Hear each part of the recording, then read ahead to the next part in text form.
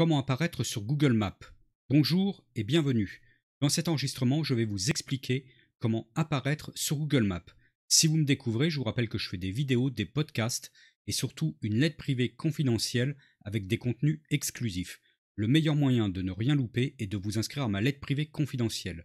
Je vous mets un lien d'inscription en dessous de cet enregistrement. Alors pour introduire le sujet, je voudrais déjà vous rappeler deux vidéos précédentes que j'ai faites sur apparaître sur Google. Donc la première, c'était apparaître sur Google, quel intérêt pour une entreprise locale, et la seconde, comment apparaître sur Google pour une entreprise locale. Donc aux deux liens qui sont indiqués ici à l'écran. Je vous remettrai les liens en dessous de cet enregistrement. Donc dans cette vidéo, nous allons traiter plus particulièrement de apparaître sur Google Maps et notamment dans les trois premiers résultats de map. C'est ce que l'on appelle le pack local 3. Alors ce pack local 3, ça permet de capter 65 à 85% du volume de recherche d'une requête et ça représente environ 5 à 45% pour chaque résultat. Alors, on va prendre un exemple de requête, l'exemple par exemple qui est cité ici, contrôle technique Nîmes, et je vais vous faire voir ce qu'il en résulte.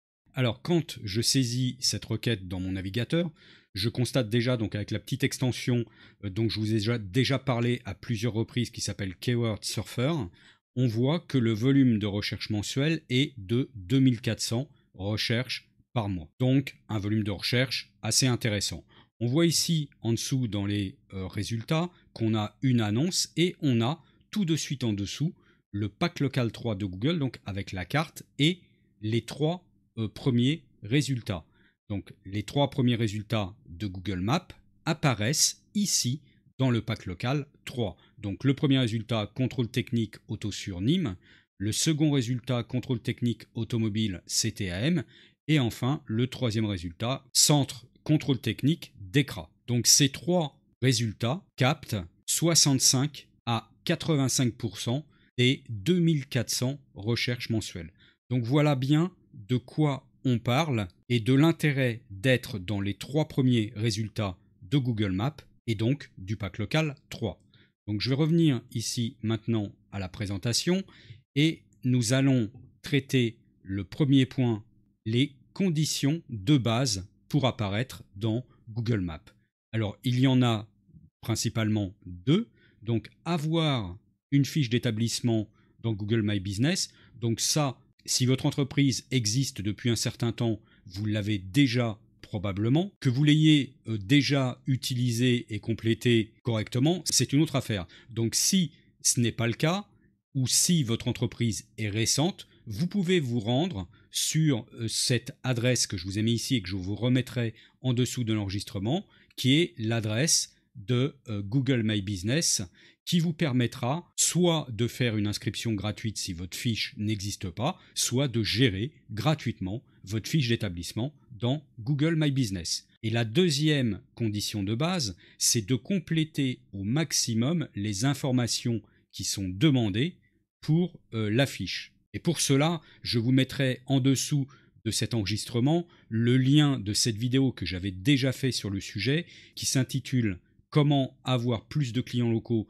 grâce à Google Maps » et notamment dans la dernière partie de cette vidéo, je vous expliquais comment optimiser la fiche Google My Business et je vous proposais d'ailleurs de télécharger un guide d'optimisation. Donc vous pourrez aller voir cette vidéo-là. Je ne vais pas revenir en détail sur comment compléter la fiche d'établissement Google My Business puisque je l'ai déjà fait dans cette vidéo.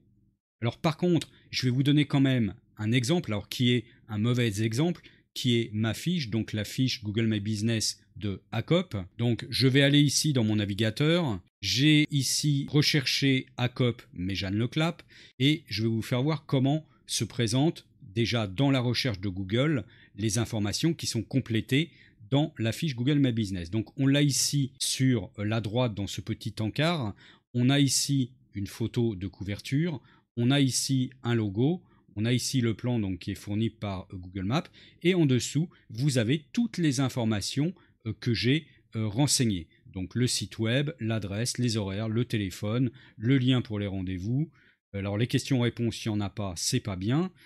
Il n'y a pas non plus de produit parce que je n'ai pas complété la rubrique produit, ce n'est pas bien non plus. On voit ici qu'il y a la rubrique avis avec la possibilité donc de donner un avis ou d'ajouter une photo. Et on a ici la description que j'ai complétée dans la fiche Google My Business. Donc ça, c'est les informations de la fiche Google My Business qui apparaissent dans la recherche Google. Mais ça apparaît également dans Google Maps. Pour savoir ce qui apparaît dans Google Maps, il suffit de cliquer ici sur le plan et vous allez avoir la fiche qui va s'afficher dans Google Maps.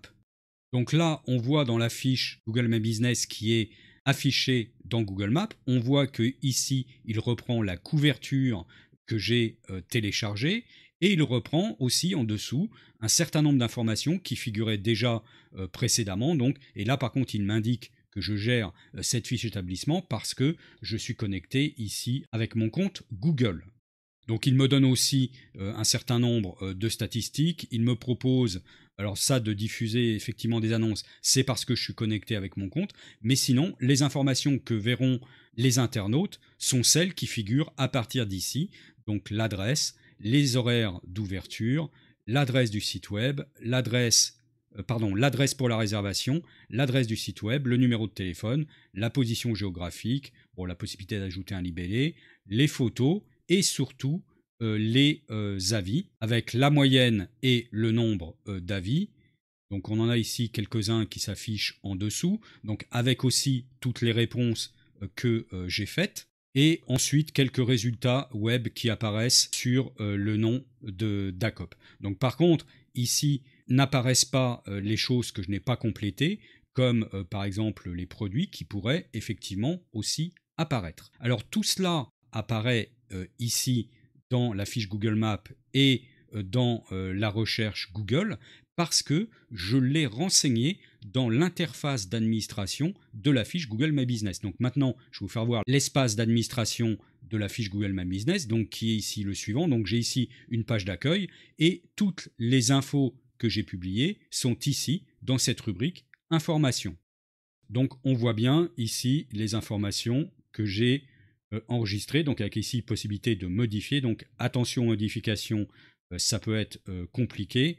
Donc avec notamment l'adresse, les zones desservies, les horaires, etc., etc. Donc toutes les informations que vous avez vues précédemment sur la fiche dans la recherche Google ou dans Google Maps. Donc voilà la principale utilité de la fiche d'administration de Google My Business, c'est-à-dire de pouvoir compléter et ou modifier les informations qui apparaissent. Donc voilà les conditions déjà de base pour apparaître dans Google Maps.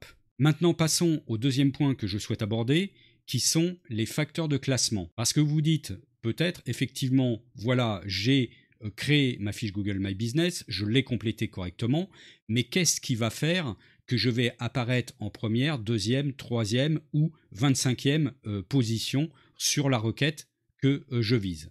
Alors, il y a déjà ce que nous dit Google au niveau des critères de classement. Donc selon Google, je vous ai mis ici d'ailleurs le lien du support qui correspond aux éléments que je reprends ici, donc je vous le mettrai pareil en dessous dans l'enregistrement pour que vous puissiez aller voir un petit peu plus en détail.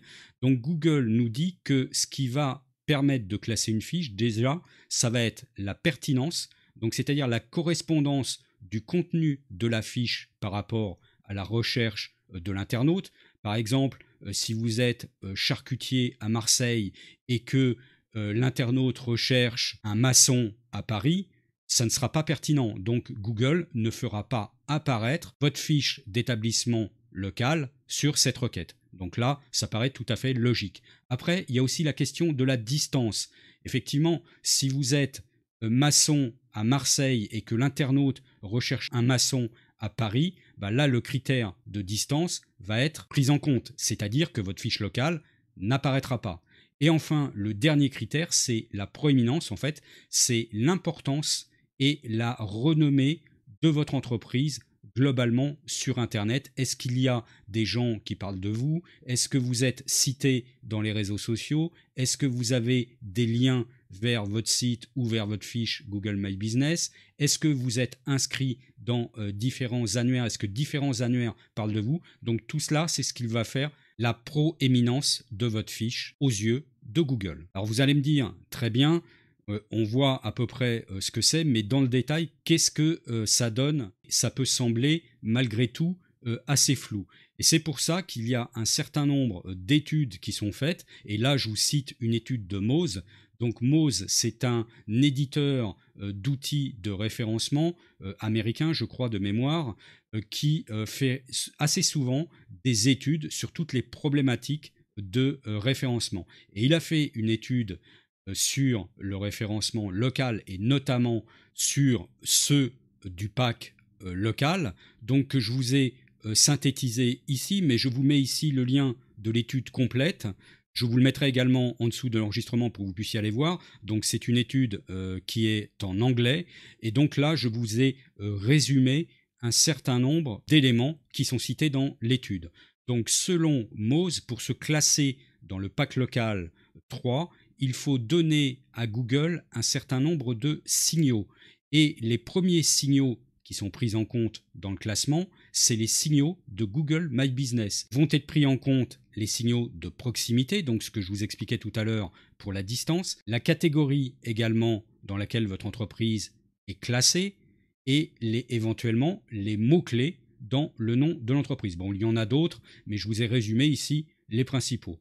Deuxième type de signaux qui vont être pris en compte par Google, c'est les signaux de liens. C'est-à-dire qu'il faut que vous ayez des liens vers le site ou la fiche Google My Business de votre entreprise. Et là, ce qui va être pris en compte par Google, c'est le texte de l'encre de lien, l'autorité des domaines qui font les liens et aussi la quantité de domaines de liens que vous avez. C'est sûr que vous serez mieux classé si vous avez 50 domaines qui font des liens vers votre site ou votre fiche Google My Business que si vous n'en avez qu'un seul. Troisième type de signaux qui figurent dans l'étude de Moz, c'est les signaux d'avis. Donc ce que je vous ai fait voir tout à l'heure sur ma fiche Google My Business, les différents avis que j'avais des internautes. Donc là, ce qui va être pris en compte, c'est la quantité, donc le nombre d'avis, la vélocité des avis, c'est-à-dire le rythme auquel vous avez les avis, et enfin la diversité des avis. Donc il y a également d'autres critères que je vous liste ici. Donc ensuite, dans son étude, Moz cite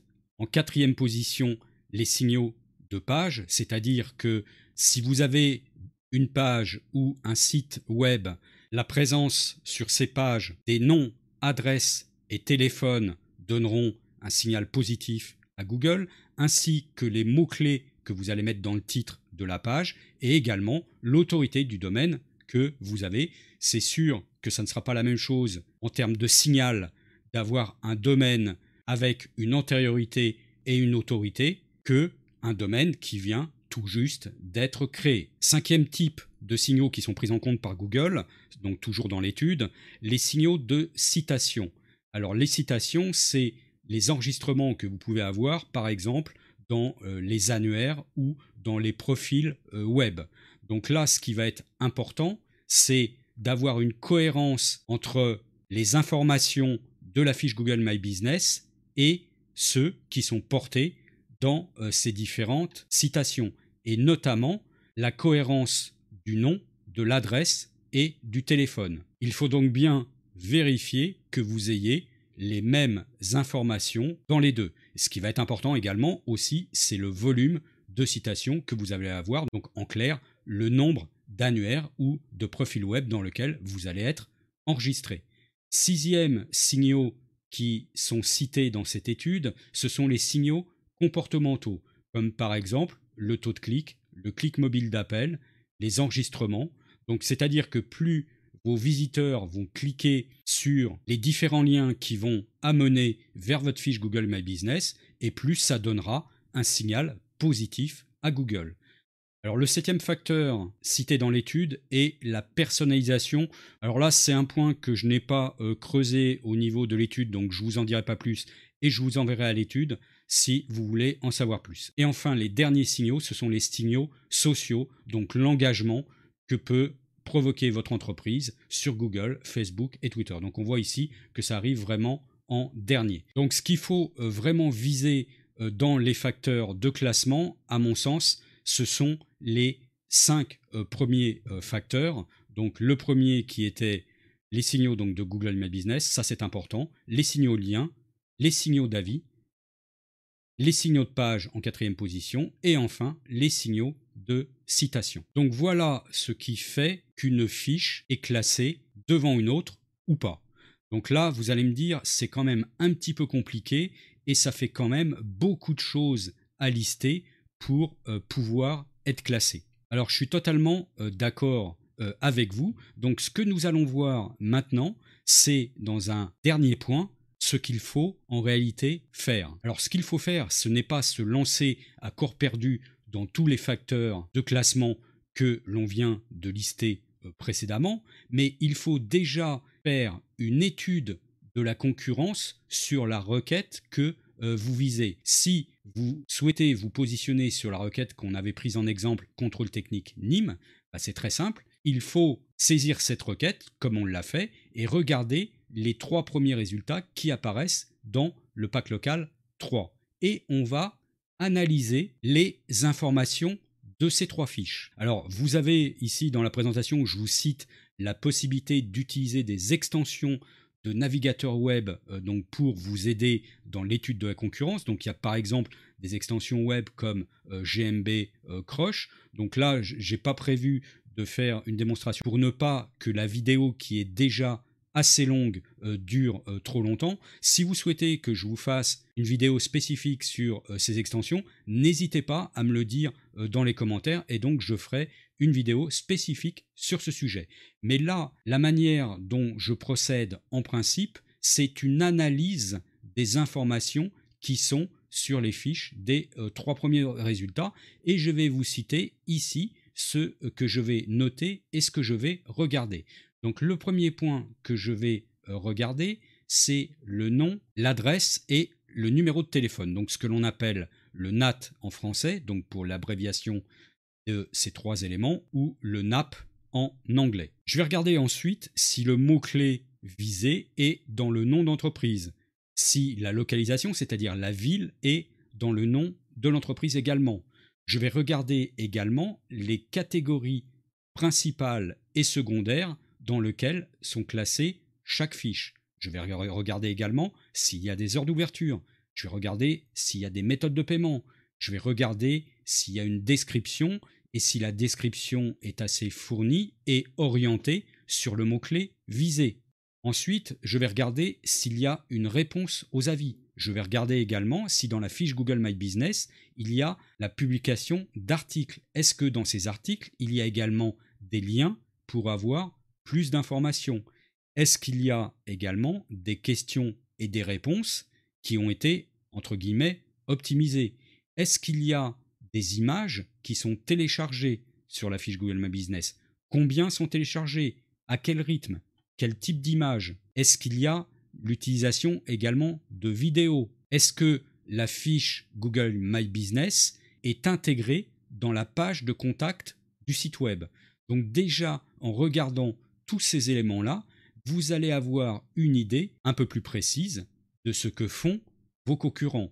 Et si vos concurrents font un certain nombre d'éléments, donc ils sont classés dans les 3 premiers résultats de Google Maps, il faudra à minima que vous fassiez pareil et que vous fassiez légèrement mieux si vous souhaitez les dépasser. Alors là, vous comprenez bien que je ne peux pas vous donner de recettes magiques à appliquer pour apparaître automatiquement dans les 3 premiers résultats. Ça dépend vraiment de votre situation, de la requête et de la ville visée et de ce que font vos concurrents. Enfin, en conclusion, je voudrais synthétiser ce que nous venons de voir pour apparaître dans Google Maps. Il faut, dans un premier temps, avoir une fiche d'établissement sur Google My Business qui soit correctement complétée. Et dans un second temps, étudier les concurrents du pack local 3 et en faire un petit peu mieux pour les surclasser. Et enfin, surtout, ce qui est extrêmement important, c'est de persister dans le temps, dans le suivi de vos positions et de vos concurrents. Donc voilà ce que je souhaitais vous dire sur ce sujet. J'espère que cela vous a été utile et que vous avez aimé. Dites-le moi en cliquant sur le pouce en haut ou de couleur bleue, ou le pouce en bas ou de couleur rouge, dans le cas contraire. N'hésitez pas non plus à faire vos remarques, observations en commentaire pour échanger sur le sujet. Merci de votre écoute et à bientôt.